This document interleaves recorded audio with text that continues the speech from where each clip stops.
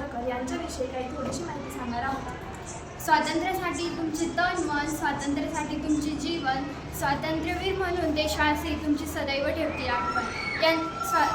स्वातंत्र्यवीर विनायक दामोदर सावरकर यांच्याविषयी गीत घेऊन येत आहे ईश्वरी पवार आणि भक्ती ब्राह्मणी।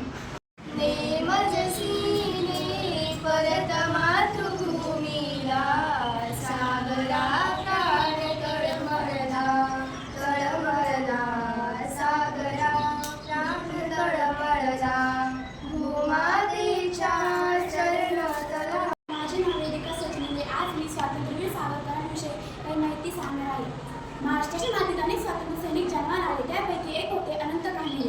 त्यांनी 1909 साली नाशिकमध्ये जॅक्सन नावाचा एक जुनी ब्रिटिश अधिकारी विनाकारण भारतीयांना त्रास देत होता। त्या ब्रिटिश अधिकाऱ्याला धडा शिकवण्यासाठी अनंत कान्हे यांनी 21 डिसेंबर 1909 साली जॅक्सनची हत्या केली। तेव्हाच स्वातंत्र्यवीर सावरकर हे लंडनमध्ये होते। जॅक्सनच्या हत्येचा स्वातंत्र्यवीर सावरकरांवर आरोप लावण्यात आला। तेव्हा त्यांना लंडनमध्ये अटक करण्यात आले। त्यांच्यावर खटला चालवण्यासाठी त्यांना 1 जुलै भारतात आणण्यात आले। 1 जुलै 1910 मध्ये मोर्या नावाची बोट सावरकरांनी घेऊन लंडनहून निघाली। बोटीवर मोठा पोलीस बंदोबस्तही होता।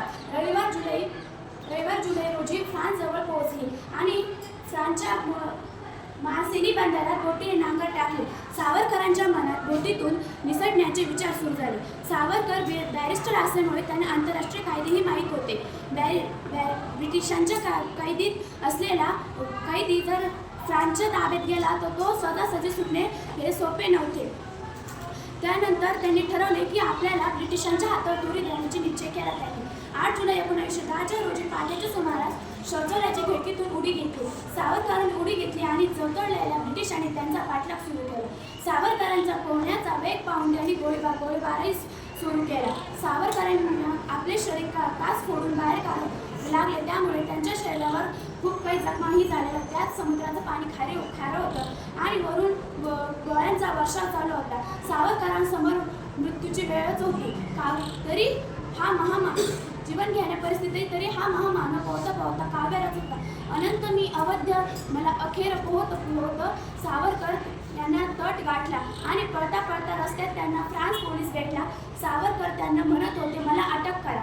कदाचित त्या ब्रिटिश अधिकाऱ्याला फ्रान्स अधिकाऱ्याला त्यांची भाषा समजत नसल्यामुळे तो स्थिर उभा राहिला। सावरकरांना म्हणणे त्याला समजले नाही आणि तोपर्यंत सावरकर मार्गावर असलेले ब्रिटिश आले।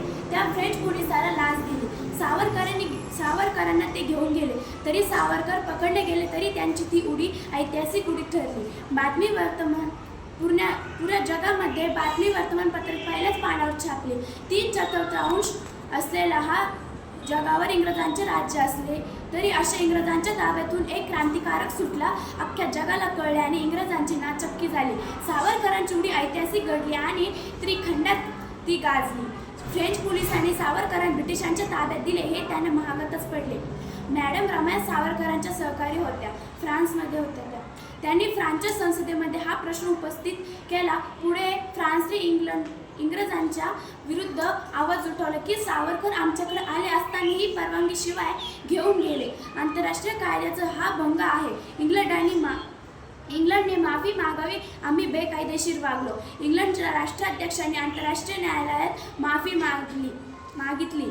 ब्रिटिशांची इतकी मान खाली झाली की त्यांचा राग म्हणून ब्रिटिशांनी सावरकरांना 25 वर्षाची 2 जन्मठेप शिक्षा सुनावली आणि त्यांना अंदमानच्या सेल्युलरमध्ये ठेवण्यात आले। त्या काळी अंदमान सेल्युलर जेल म्हणजे नरकच होते। तेथे गेलेला कैदी जिवंत येत नसे। जास्तीत जास्त सावरकरांना कायद्याचे सखोल ज्ञान असल्यामुळे सावरकर कसे ब्रिटिश अधिकारी मुस्लिम व हिंदूमध्ये भेद करत होते।